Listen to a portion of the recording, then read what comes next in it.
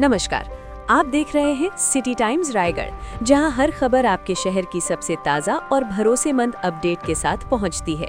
आज हम आपको बताएंगे छत्तीसगढ़ की आज की 25 सबसे बड़ी खबरें। रायपुर में गैंग वॉर में युवक की हत्या। रायपुर के सिटी कोतवाली इलाके में दो गुटों के बीच हिंसक झड़प में 21 वर्षीय आदित्य कुर्रे की चाकू घोंपकर हत्या कर दी गई और एक अन्य युवक गंभीर रूप से घायल हुआ। आरोपियों में से 5 को गिरफ्तार कर लिया गया है, जिनमें से कुछ पहले भी आपराधिक रिकॉर्ड रख चुके हैं। इस घटना के बाद कानून व्यवस्था पर राजनीतिक आलोचना तेज हो गई है। मुख्यमंत्री ने बस्तर पुनर्निर्माण का 3 वर्षीय अभियान शुरू किया। मुख्यमंत्री विष्णुदेव साय ने बस्तर क्षेत्र के विकास और पुनर्निर्माण हेतु एक व्यापक 3 साल की कार्य योजना की शुरुआत की है।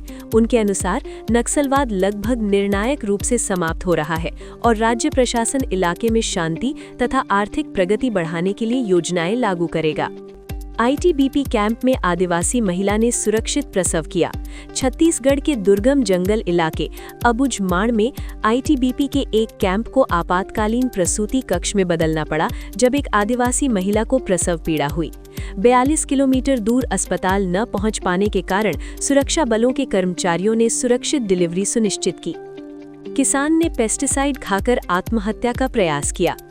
कोरबा जिले के एक 40 वर्षीय आदिवासी किसान ने अपनी धान बिक्री के लिए जरूरी ऑनलाइन टोकन न मिलने पर कीटनाशक पी लिया। गंभीर हालत में चिकित्सालय में उसका इलाज चल रहा है। प्रशासन ने स्थानीय पटवारी को निलंबित कर तहसीलदार को कारण बताओ नोटिस जारी किया है।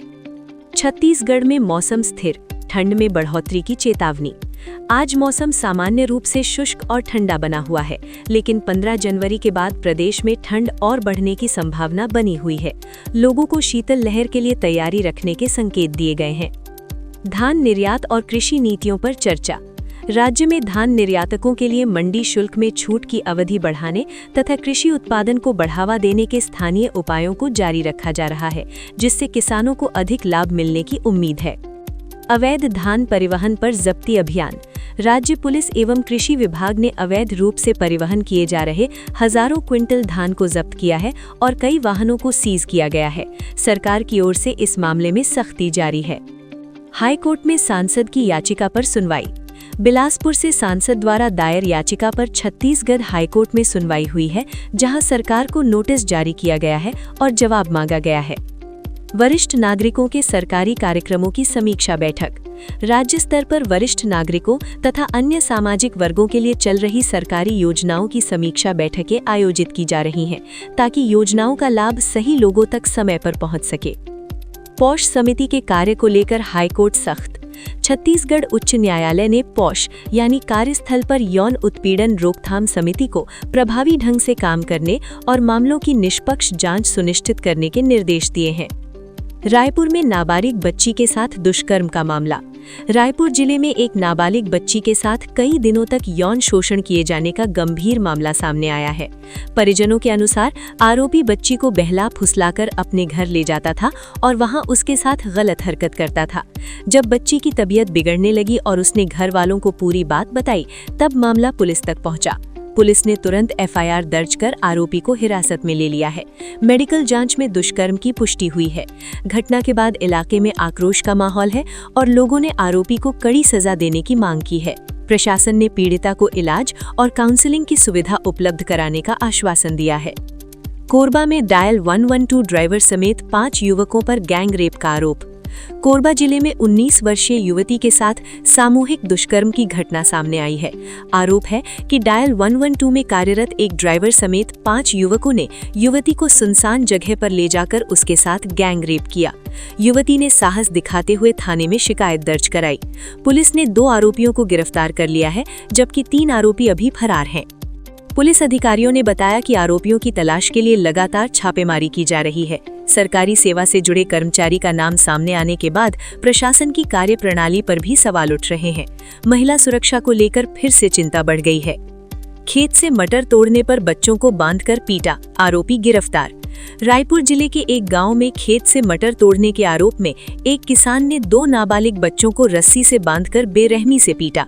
घटना का वीडियो सोशल मीडिया पर वायरल होने के बाद पुलिस ने तुरंत कार्रवाई की। आरोपी किसान को गिरफ्तार कर लिया गया है और बच्चों को मेडिकल जांच के लिए अस्पताल भेजा गया है। प्रशासन ने इस अमानवीय कृत्य की कड़ी निंदा करते हुए कहा कि बच्चों के साथ किसी भी तरह की हिंसा बर्दाश्त नहीं की जाएगी। कॉलेज प्राचार्य पर संपत्ति भ्रष्टाचार का आरोप, निलंबन। बिलासपुर जिले में एक सरकारी कॉलेज के प्राचार्य पर आय से अधिक संपत्ति और भ्रष्टाचार के गंभीर आरोप लगे हैं। जांच में संदिग्ध दस्तावेज सामने आने के बाद शिक्षा विभाग ने उन्हें निलंबित कर दिया है। अब मामले की विस्तृत जांच की जा रही है और यदि आरोप सही पाए गए तो सख्त कानूनी कार्रवाई की जाएगी। इस घटना से शिक्षा विभाग की कार्यप्रणाली पर भी सवाल खड़े हो गए हैं। कोयला शुल्क और संपत्ति घोटाले में ईडी की कार्रवाई। छत्तीसगढ़ में कोयला शुल्क और अवैध संपत्ति से जुड़े मामलों में प्रवर्तन निदेशालय ईडी ने कई अधिकारियों और कारोबारियों के ठिकानों पर रेड की है।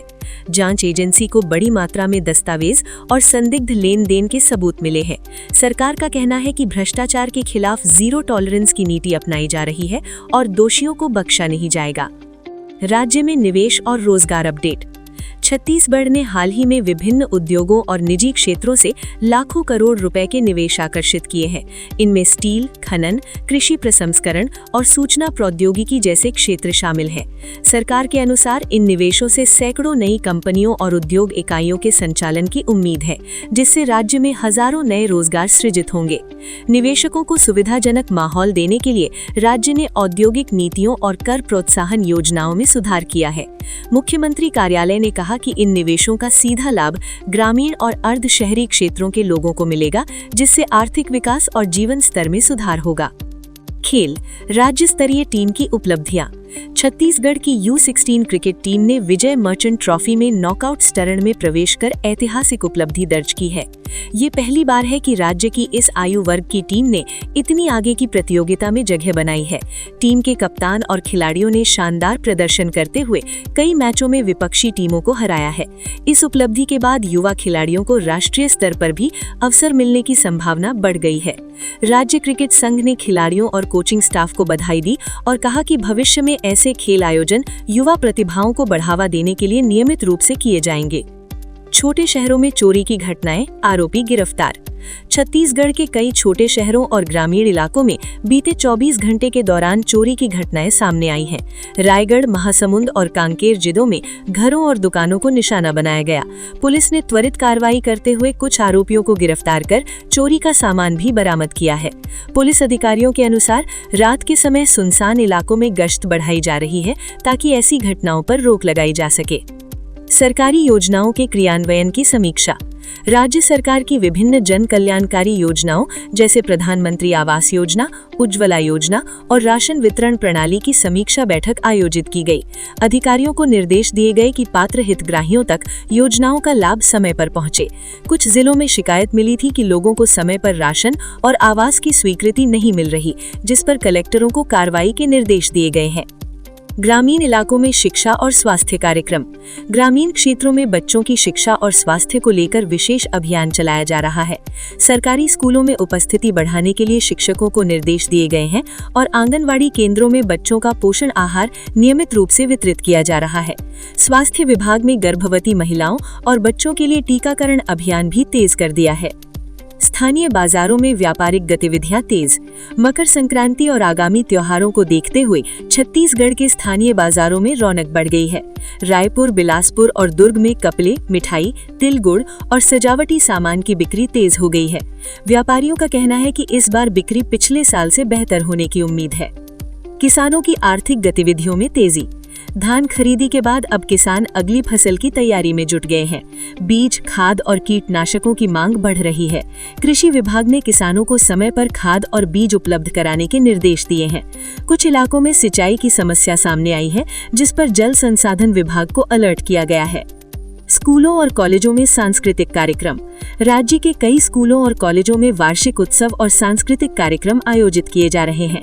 छात्र छात्राओं ने नृत्य, नाटक और देशभक्ति गीतों की प्रस्तुति दी। कार्यक्रमों में अभिभावकों और स्थानीय जनप्रतिनिधियों की भी मौजूदगी रही। पंचायत और नगर निकाय बैठकों में विकास पर चर्चा।